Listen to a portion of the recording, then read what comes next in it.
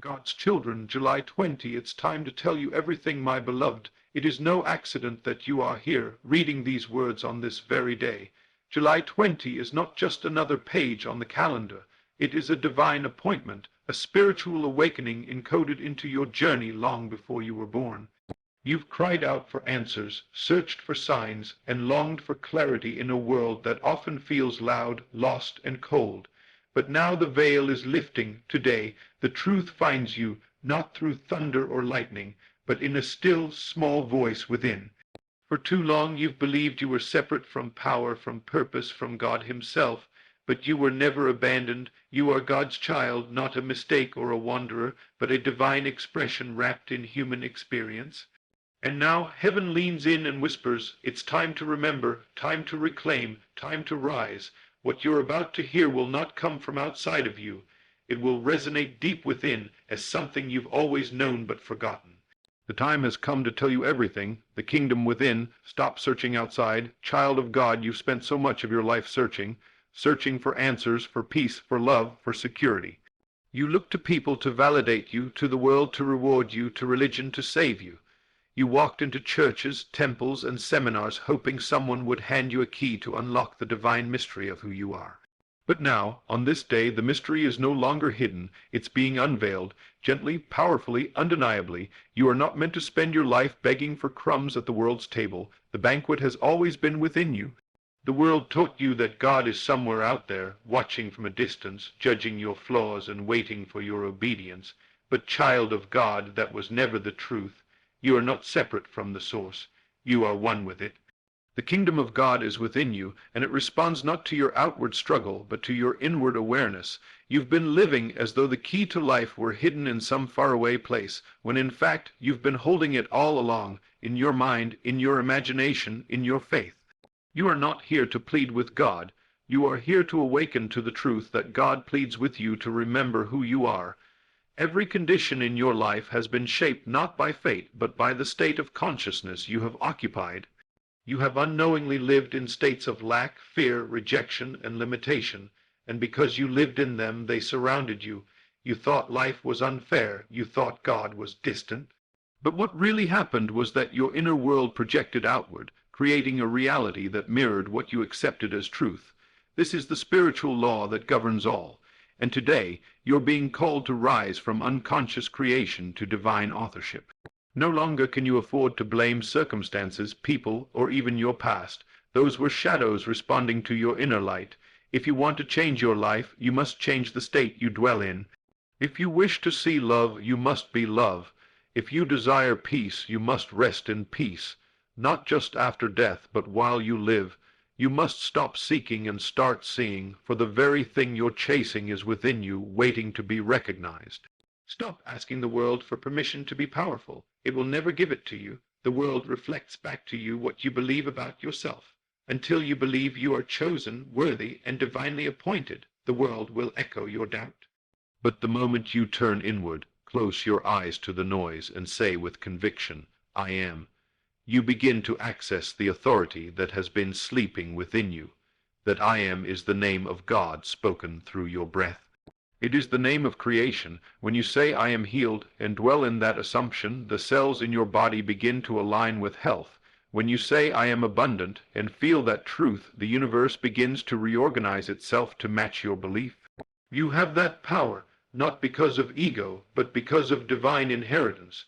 You are the child of the Most High, not a spectator in life, but a co-creator of it. Yet you must create with wisdom, with awareness, with intention. You can no longer afford to live by reaction. Your thoughts are not just passing clouds. They are seeds. Your feelings are not random. They are magnets. Your assumptions are not passive. They are laws being set in motion. If you assume lack, it will manifest. If you assume rejection, it will find you. But if you assume that God is within you, working through you, and that all things are conspiring for your highest good, then that will become your experience. The world cannot help but reflect what you radiate. The shift must happen within. The moment you accept the kingdom is within, the moment you stop looking to others to tell you who you are, the chains fall off. You are no longer bound by opinions, labels, or the past. You are liberated, and in that liberation your entire life begins to rise. Do not wait for conditions to change. Change your inner atmosphere, and the outer world will follow. Begin by declaring your new state. Do not ask, how will it happen? The how belongs to God. Your task is to assume the state and walk in it faithfully. Assume the state of healing and walk as one who is whole. Assume the state of love and move through the world as one already cherished. Assume the state of purpose and take every step as one who is led. This is not delusion, it is alignment. It is the secret your soul has been waiting for you to remember. And when you finally remember, everything changes, not slowly, but swiftly, miraculously, undeniably. That's what happens when a child of God comes home to themselves. The kingdom within is not a metaphor. It is the living power of creation vibrating in your being. You are the temple, you are the dwelling place, you are the vessel through which God reveals himself to the world. Let today be the day you stop searching outside and start beholding within. Look into your own soul and say, "Here I am, Lord. I know now who I am." Speak that truth daily. Affirm it until it is the only reality you recognize. Watch as old chains dissolve. Watch as peace replaces panic. Watch as doors swing open, not by force but by favor. This is your inheritance. This is your truth. This is the awakening. The kingdom is within you, child of God. It's time to live like it. The divine language of imagination, your inner voice, is God speaking. There is a voice within you that you've ignored for far too long. It is not loud, yet it is powerful. It does not argue, yet it shapes your world. It doesn't come from the mouth. It rises from the deep silence within. This voice is not imagination in the way the world defines it. The world tells you imagination is fantasy, make-believe, or wishful thinking, but the truth is far more profound. Imagination is not a toy. It is a tool. It is not entertainment. It is creation. It is not an escape from reality. It is the very substance by which reality is born. You see, imagination is the divine language of God. It is the sacred space where your spirit communes with the infinite. You've spoken so many prayers with your lips, but your most powerful prayers are the ones you've dared to imagine with feeling. Every time you visualized a new beginning, a healed body, a restored relationship, a breakthrough you couldn't explain, you were not just wishing. You were hearing the whisper of God urging you to accept what already exists in the invisible. That's the truth no one told you. What you can imagine in detail and feel with conviction is already created in the unseen realm. Your task is not to figure out how it will come into your life, but to remain loyal to that unseen reality until it takes form. You do not beg God to move you, imagine boldly and allow God to move through you. The tragedy of modern belief is that people have put more faith in their fears than in their inner visions. They replay the worst outcomes in their minds and wonder why life keeps echoing pain. But God's children must awaken.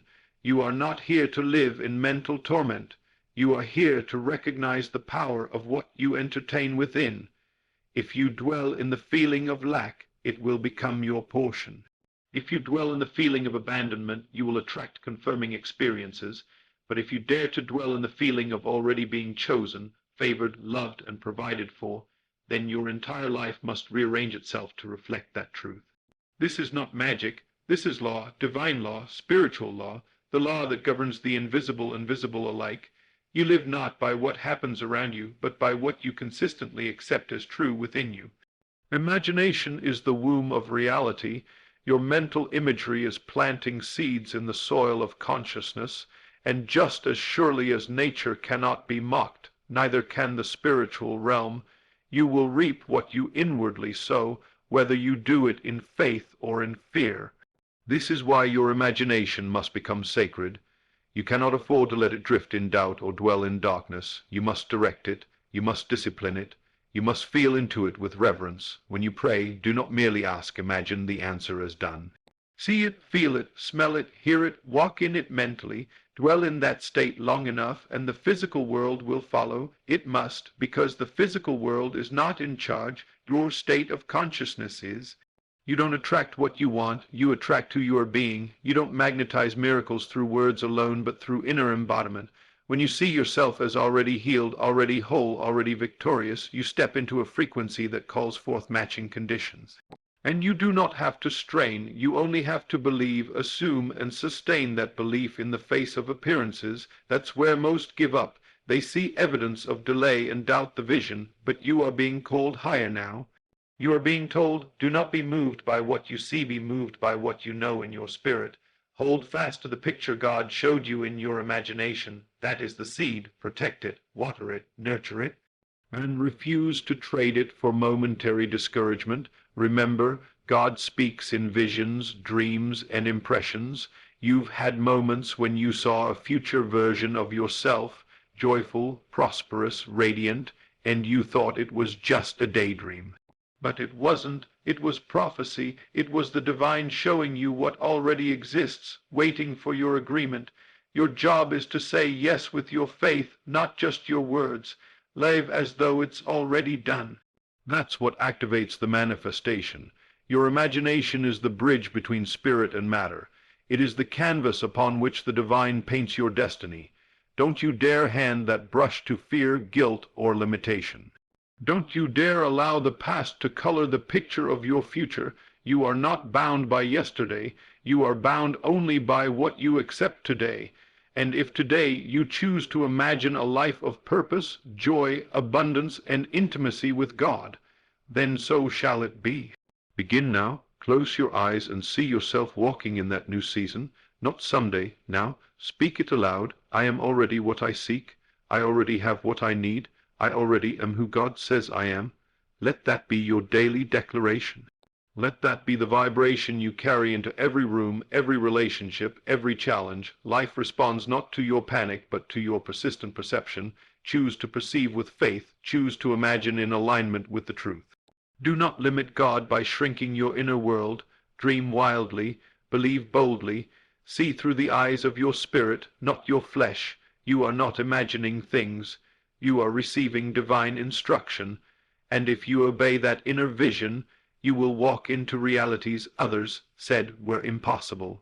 You will become a walking testimony that God lives within man, that miracles are natural, and that imagination is the womb of heaven touching earth. So today, honor that voice within, turn away from noise. Enter the sanctuary of your soul, and when you get there, ask not for a sigh. Ask for vision, and when it comes, dare to believe it, for that vision is not separate from God. It is God expressing through you. That is how creation works. That is how your future is born, and that is why the time has come to stop ignoring your imagination and start living from it. You are not just a dreamer, you are a creator. You are not just hoping for change, you are the channel through which divine change will manifest. Let that truth live in you, and you will never walk in weakness again. Nothing happens to you, it all happens through you. There's a truth so powerful, so life-altering, that once it takes root in your heart, you will never be the same. And that truth is this: nothing in your life has ever happened to you. It has always happened through you. The world you see, the experiences you've endured, the people who have walked in and out, the trials, the victories, the heartaches, and the breakthroughs, none of it was random, and none of it came without first passing through the gateway of your consciousness. This is not to blame you, but to awaken you. You are not a passive participant in the drama of your life. You are the projector, and everything you experience is a reflection of the inner movie you've been playing, often without even realizing it. You were told that life is something you must react to, defend yourself from, survive through. But that is the illusion. The real truth, the one they don't teach you in school or religion, is that you live in a world that mirrors your dominant assumptions. What you accept within, what you feel repeatedly, what you imagine consistently, these are the seeds of your reality. Your outer world is the harvest of your inner conversations. This is why nothing ever really happens to you. It all happens through the state of being you occupy. You cannot dwell in the state of being a victim and expect to experience freedom. You cannot walk in the state of fear and expect divine breakthroughs.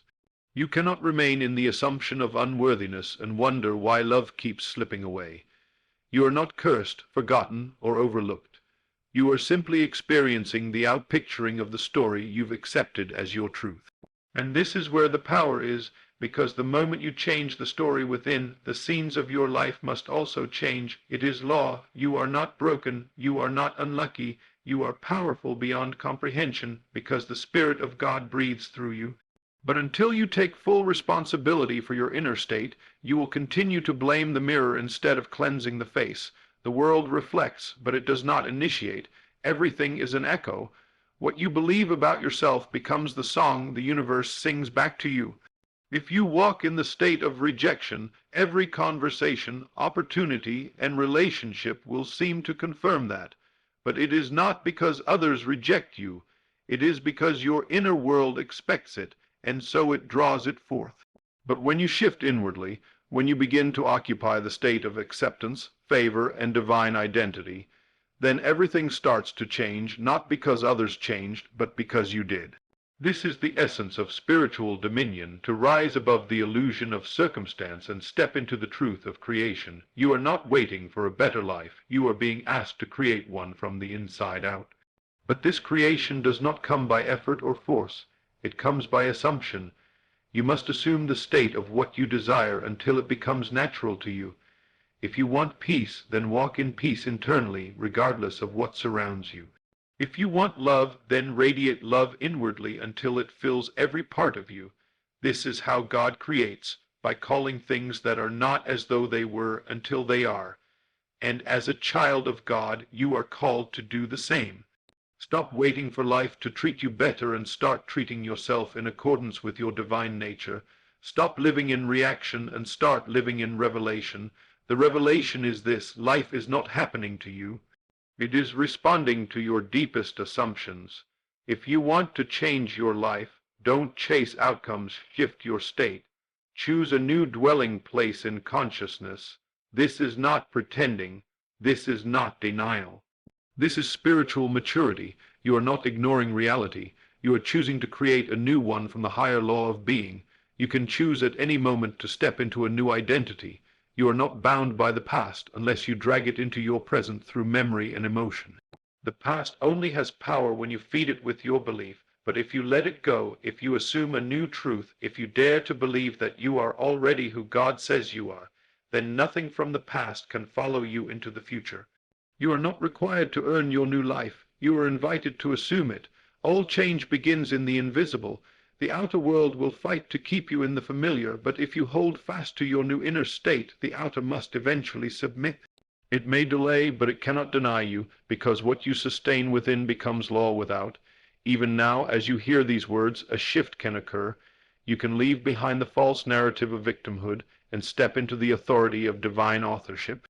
Speak it aloud. Nothing happens to me. It happens through me. I am not powerless. I am not abandoned. I am a vessel of divine creation. Let those words sink into your spirit. Feel them. Believe them. Begin to walk in that truth. Stop telling the story of suffering and start telling the story of sovereignty.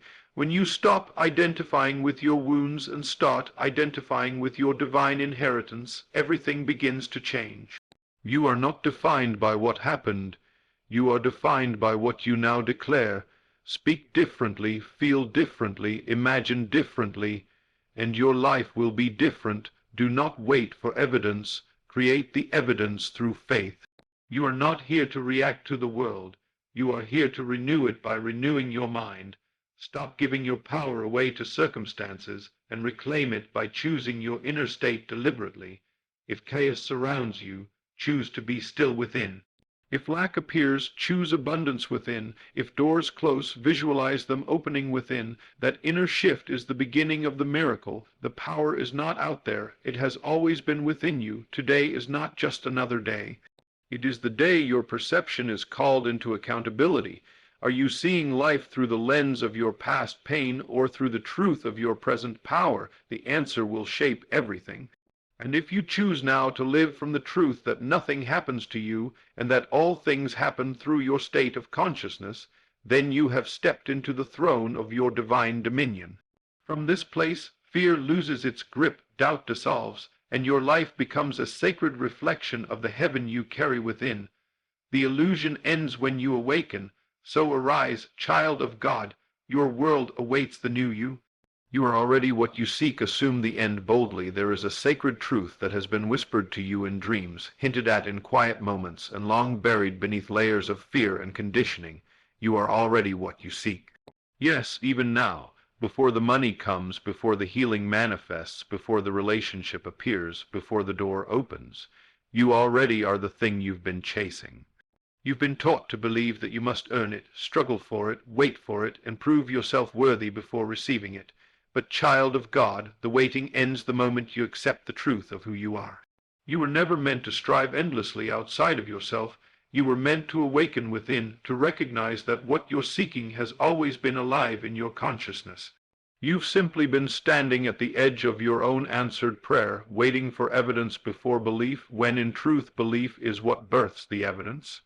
The end you seek already exists in the eternal now, and all that's required is your willingness to assume it boldly, completely, without hesitation, as if it were already yours, because it is. In the eyes of God, your healing is already accomplished, your path already paved, your desires already fulfilled. But the world responds to your inner agreement, not your external effort. The longer you stand outside of the state you long for, the more you delay what's already prepared for you. So many of God's children live in the illusion of separation, believing that what they desire is far off in some distant future, that God's favor must be earned through suffering or begging. But that's not how spiritual law operates.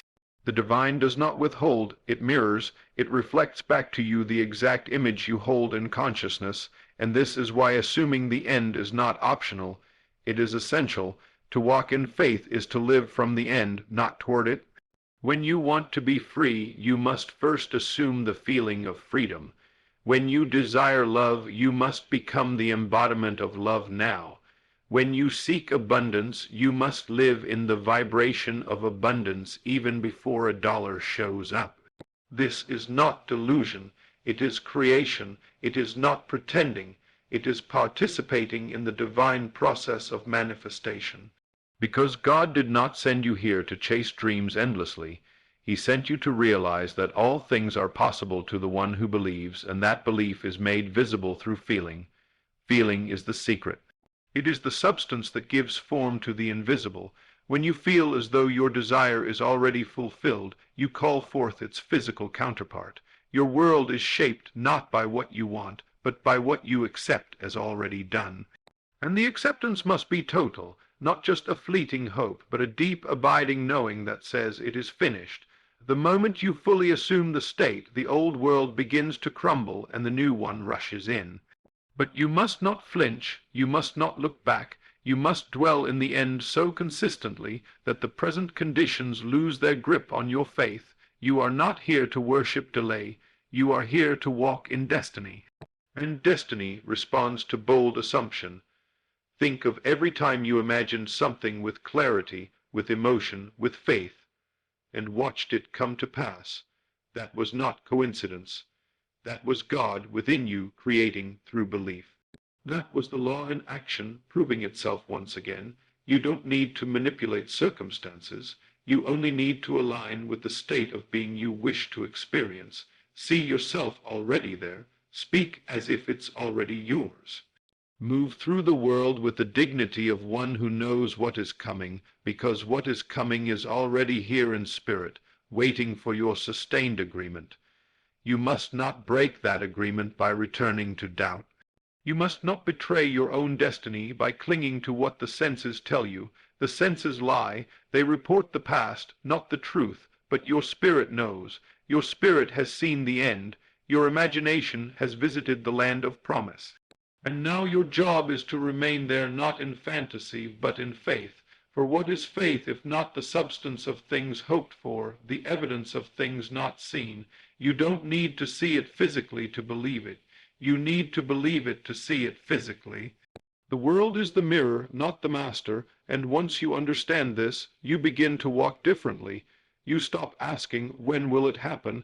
And you start saying, it has already happened in me.